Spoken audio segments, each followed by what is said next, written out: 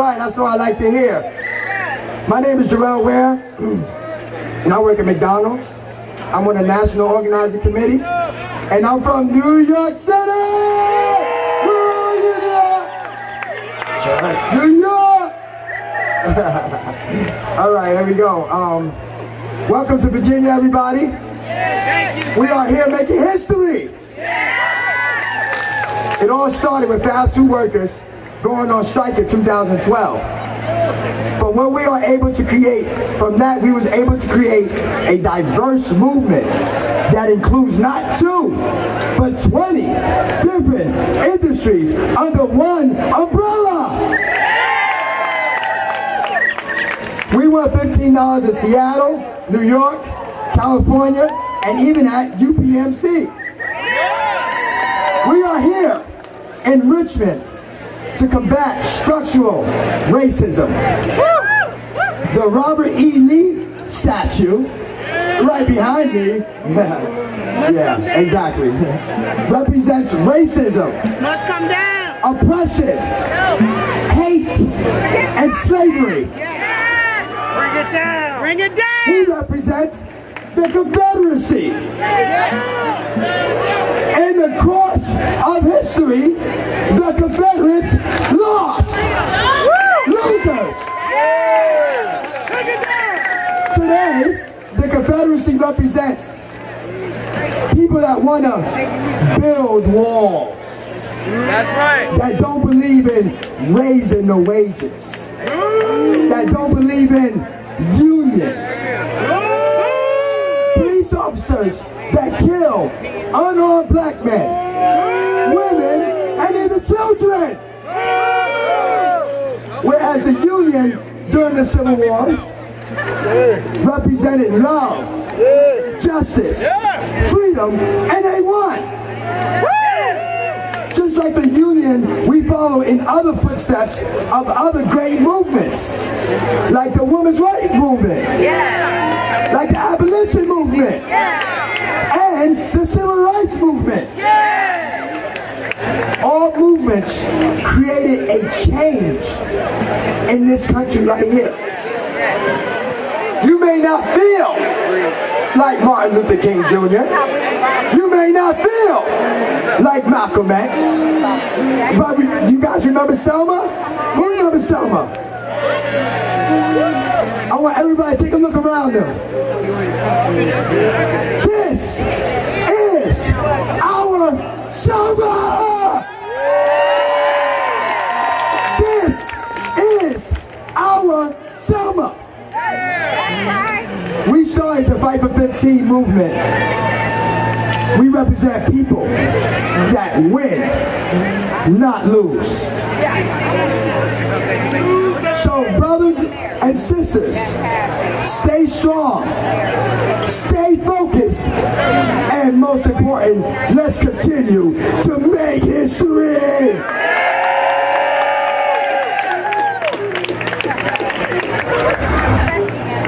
I'd like to bring to the stage my sister Anna, a fellow fast food leader from North Carolina. Let's give a round of applause to my girl Anna.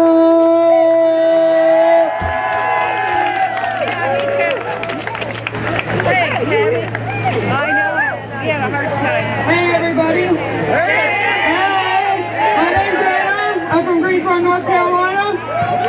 Can everybody move forward, please? We family will, bud. Alright, so I'm 29 years old. I'm a single mother. I work at Sonic. I make $8.25 as a manager. I've been in fast food for 10 years now. And in that 10 years, I've seen many discriminations. I've seen employees fired because of the color of their skin. I've seen people discriminated against because of sexual orientation. Myself and others have even experienced things such as wage theft and sexual harassment. Even recently, I had an employee quit because the general manager called her ghetto. That ain't right. I was always told those whole 10 years that I just had to deal with it. That we just had to learn to put up with it. No! So 2 years ago, I joined the Fight for 15 movement. And during that time, they told me I didn't have to put up with it. In fact, they even taught me how to fight to change it. And from there, I taught others how to do the same. Then I started going to Moral Mondays. Yeah, Moral Mondays is a big event in North Carolina. At Moral Mondays, I saw a man there. He inspired me to do much. He also taught me that we didn't have to put up with it at home just like we do our jobs. Because if we don't have to do it at work, why do we have to do it in our community? He also taught us that if we all move forward together, we'll all never take one step back. With that, I'd like to introduce Reverend William Barber.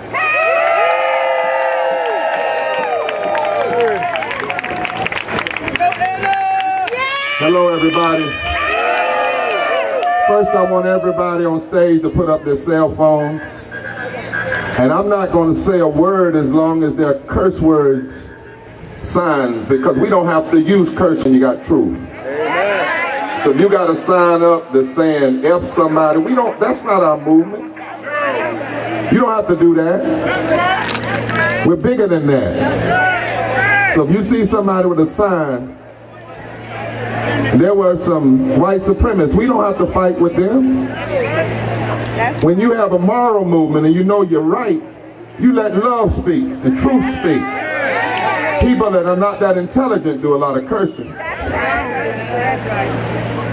I want everybody to come up for a second. I want us to be one family, not 4 or 5 different protests going on. And I want my sister, who's a worker, to come stand close, because I don't ever speak by myself, and my brother here. This is a serious, this is not just a gathering or fellowship. You all are talking about finishing the unfinished work of this democracy. We got babies out here. And we don't need 1 or 2 people.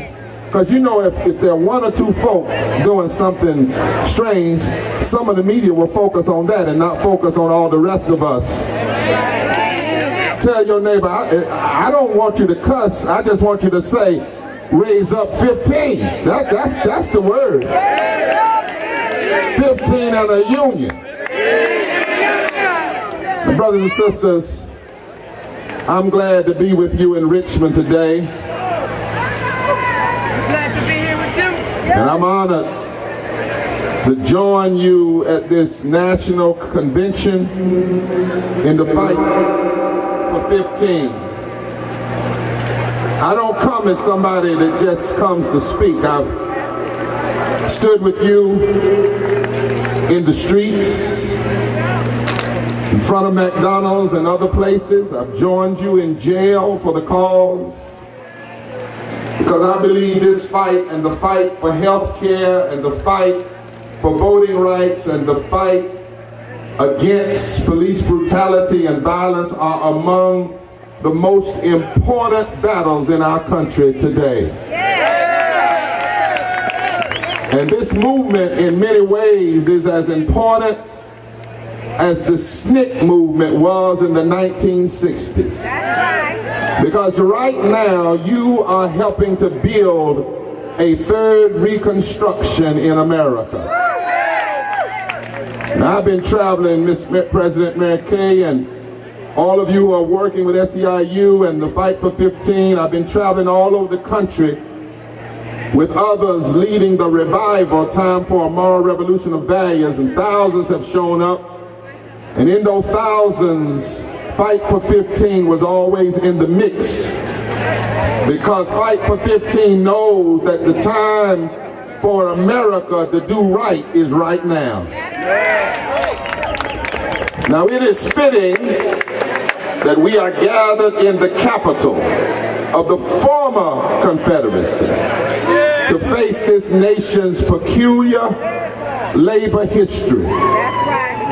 If you follow the James River from this city down to the sea, you will find the place where my African American ancestors first set foot on these shores. Tell all the folk around you, listen up. Because if we want business to listen to us, we first have to learn how to listen to one another. So tell everybody around, hold tight right now and just listen up. Focus your attention. My African American ancestors were brought here to work the land, to build this nation, but they were paid nothing for their labor. And after America's Civil War, when African Americans served in the Southern legislatures for the first time, they built a movement with poor whites. Poor whites and black people came together. They rewrote the constitutions of every Southern state, including North Carolina, Virginia. They banned slavery. They banned work without pay. They demanded equal protection under the law. And this wasn't in 1960s, this was in the 1860s.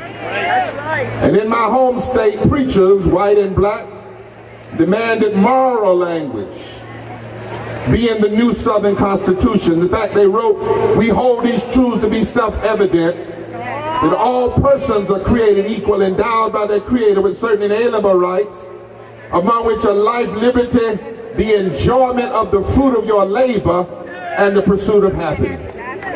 Because they knew that labor without living wages was nothing but a pseudo form of slavery. And this has been the pattern in our history. We've never been what we should have been in America, but every step forward, every stride toward a more perfect union has been the result of people like us coming together, pushing a moral agenda, an economic agenda, a justice agenda. And that's why we have to resist those today who will try to divide us, try to tell us what's not possible, especially in the South. That's why I'm glad my northern brother is down here in the South to say that when we organize the South, we're going to change the nation. When Franklin Delano Roosevelt, I see a sign there, was in the presidency and a woman was his labor secretary, Frances Perkins, in 1938, and businesses were telling Franklin Delano Roosevelt, if you raise the minimum wage, you're going to lose jobs. The president's answer was, no business which depends for its existence on paying less than living wages to its workers has any right to continue in this country called America. That was 83 years ago. Roosevelt stood up to the greedy corporate leaders in the South and in the North who wanted to block rights and living wages. And today, we must confront the lies and the myths. One lie is that the minimum wage is enough. The truth is, in 2005, a minimum wage paycheck brought less than it had 49 of the last 50 years. Somebody ought to tell the truth. The truth is that living wages raise productivity. That living wages decrease turnover. And that living wages builds jobs. And that's not just me or Mary Kay. That's hundreds of business leaders and leading economists. When you pay people more, it's good for them and it's good for the economy. It's good for America. When you know this history, you understand why we are right to fight for 15 and a union. Just touch somebody and say, we're right to fight for 15 and a union. And we cannot turn back now. We can't wait. Dr. King said in '64, every member of Fight for 15 ought to get this book, Why We Can't Wait. It was Dr. King's last book. It was clear about economic justice and civil rights. He looked hatred in the face. And he said that we couldn't wait any longer to dismantle the systems of race, poverty, and black voter disenfranchisement. He said in that book that we needed to, like Lincoln, reach the better angels of our nation. He called on America to pass a Bill of Rights for the poor and the working poor. He called on America to fund a Marshall Plan to help poor folk in the urban cities and poor people in the mountains of Appalachia and poor people all over the South. You know, a few weeks ago at the DNC, I talked about a defibrillator and how we need to shock the heart of this nation.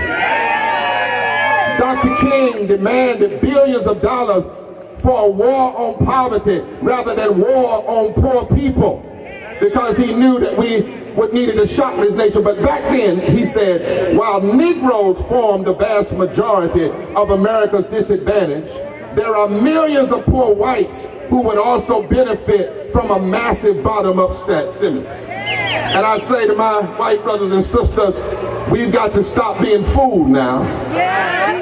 There are 8 million more white poor people than there are black people. There are 5 million more poor white people than there are Latinos. There are some in the South and in other parts of the country that want to keep white people and black people and Latino people away from each other because they know if we ever come together. And I declare to you today, we must hear what Dr. King said. We can't wait. Hard-working people can't wait. Mothers trying to raise their children can't wait. Fast food workers can't wait. Healthcare workers, airport workers, restaurant workers, minimum wage workers, and even many of our good policemen that make less than a living wage, they can't wait either. The truth of the matter is, as I stand here in front of the statue, not behind it, it took us 400 years to go from slavery to now to get from 0 to 725. We can't wait another 400 years. In America, we've got to raise up.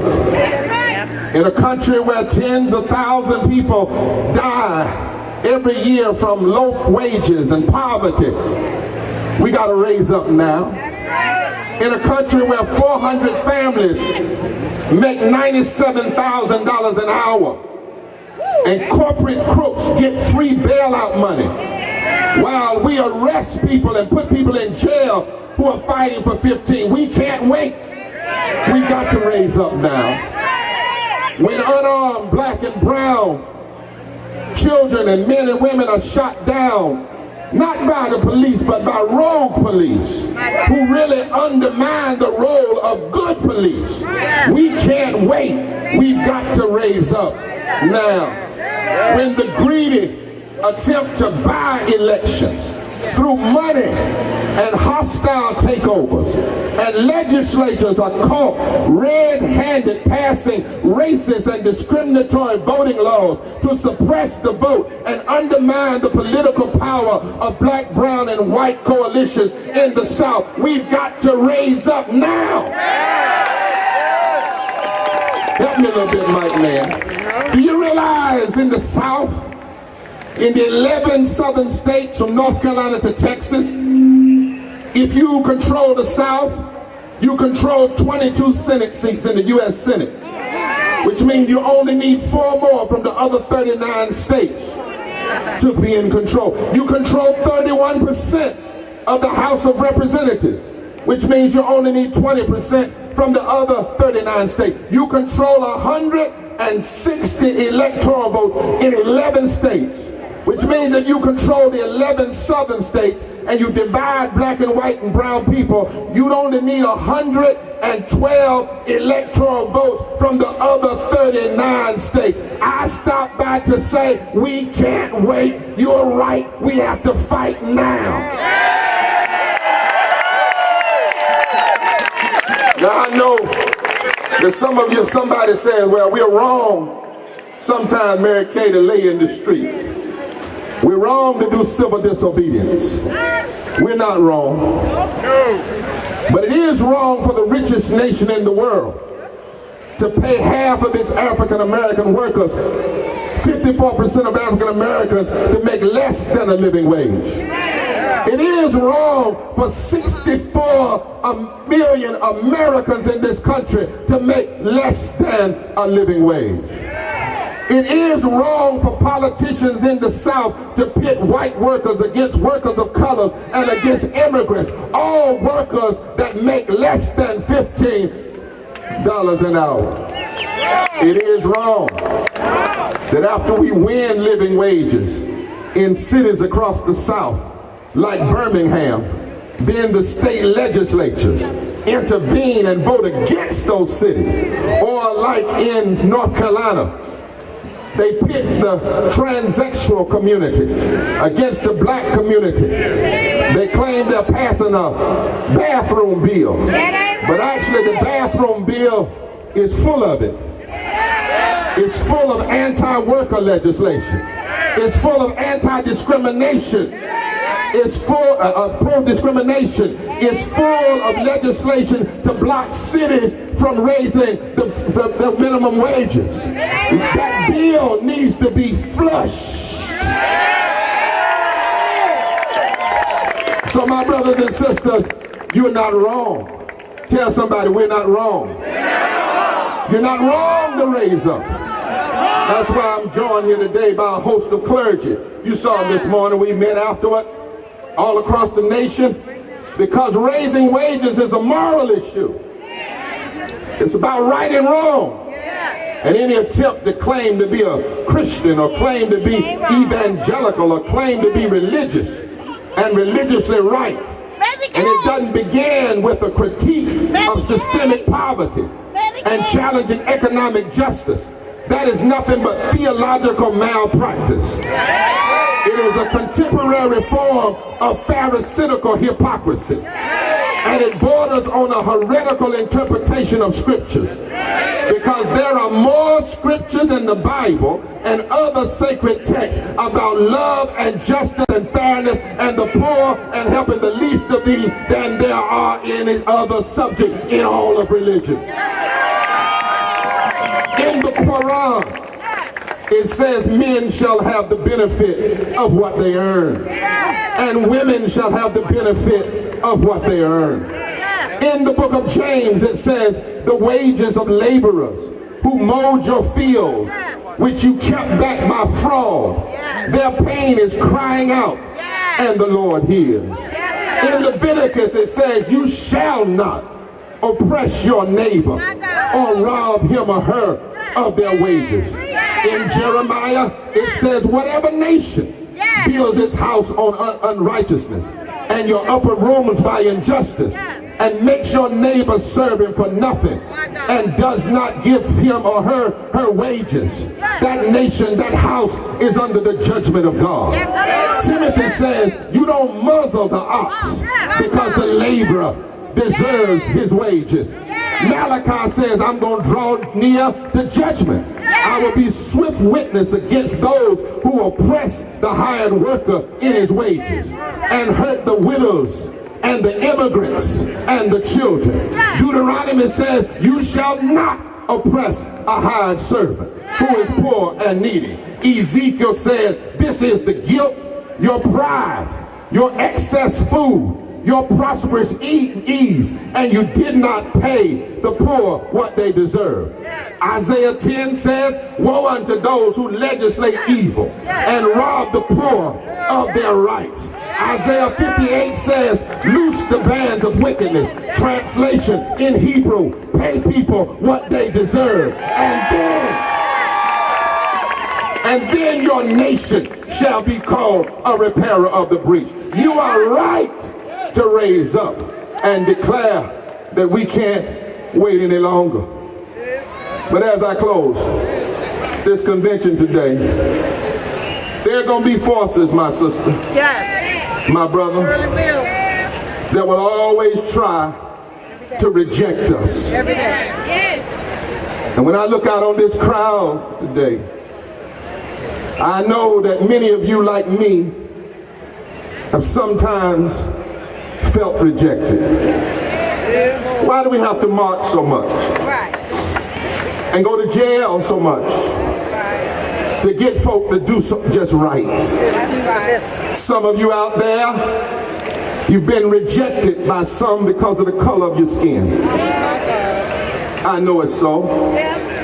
Some of you felt rejection because of the kind of work you do. And people make you feel like it don't matter. Some of you have been rejected because of where you're from. You weren't born in America. Some of you have been made to feel rejected because of who you love, because of your sexuality. Some of you have been made to feel rejected because of how you talk. Some of you have been made to feel rejected because you're raising children out of wedlock, or you have a prison record, or you have some kind of other stain that makes people want to reject you and push you back. But can I be a preacher for the next 7 minutes? Because I've got good news for the rejected. I come from a faith tradition, and the Psalm says the stone that the builder rejected has become the chief cornerstone. In other words, the rejected have power to come together. And when the stones that have been rejected come together, then something powerful can happen. And I know the power of coming together. I know it biblically. When Moses and his people and that rod came together, Pharaoh came down and the Red Sea opened up. Wish I had a witness here. When Esther and her uncle Mordecai came together, they were able to stop the destruction of the Jewish people. Do I have a witness here? When David and his rock and his slingshot and his faith came together, Goliath fell.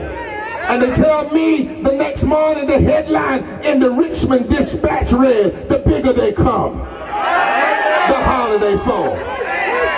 When Shadrach, Meshach, and that bad Negro got together down in the fiery furnace, God cooled down the furnace and blessed them with a moving. I know what coming together does biblically. When God the Father, the Son, and the Holy Ghost got together, things went from crucifixion to resurrection. But not only that, I know what coming together does historically.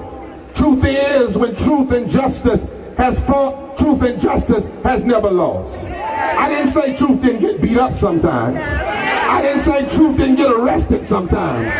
But when it's all over and the dust clears, truth will win. Justice will win. Love will win. During slavery, it looked like justice had lost. But when Harriet Tubman and Frederick Douglass and Quakers and white evangelicals got together, they brought slavery down. Women didn't have the right to vote. But when Sojourner Truth and Elizabeth Canton Stanton got together, they won the right to vote. Plessy versus Ferguson, separate but equal, looked like it had the victory for 58 years. But when Thurgood Marshall and white lawyers and black lawyers and Jewish lawyers got together, the court voted 9-0 to overturn Plessy. It looked like Jim Crow had injustice beaten down. But when Rosa Parks and Martin Luther King and Bayard Rustin and A. Philip Randolph and white labor leaders got together with Jonathan Daniels and Viola Wilson, they tore Jim Crow down. Apartheid was strong in South Africa. But when Mandela and Bishop Tutu and the mothers of the young people got together, they brought apartheid down. when we come together. I know what happens historically when we come together, but I also know what happens personally when we come together. Let me close. Several years ago, some said I might never walk again. They said I might never get out of a wheelchair again.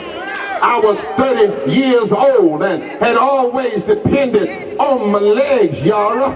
But I woke up one morning and I couldn't move. I spent 3 months in the hospital bed, not knowing if I'd ever get up and walk again without major help. For 12 years, I was in a wheelchair or on a walker. But over those 12 years, somehow my mind got together, and my doctors got together, and my nurses got together, and my swim coach got together, and my therapist got together, and my church got together, and the prayer warriors got together, and my faith got together, and God's Spirit got together. And when they all got together, I can jump now, I can march now, I can stand now, I can be with the Fight for 15 now. And I've been marching ever since. And I stopped by to tell you, I'm a witness. When we all get together, when the stones that the builders rejected get together, when we build, we'll get together with Fight for 15 and a union and voting rights and Black Lives Matter and health care and clergy. When we all get together, when we all get together, when we all get together, when we all get together. What a day, what a day, what a day, what a day, what a day of justice it will be.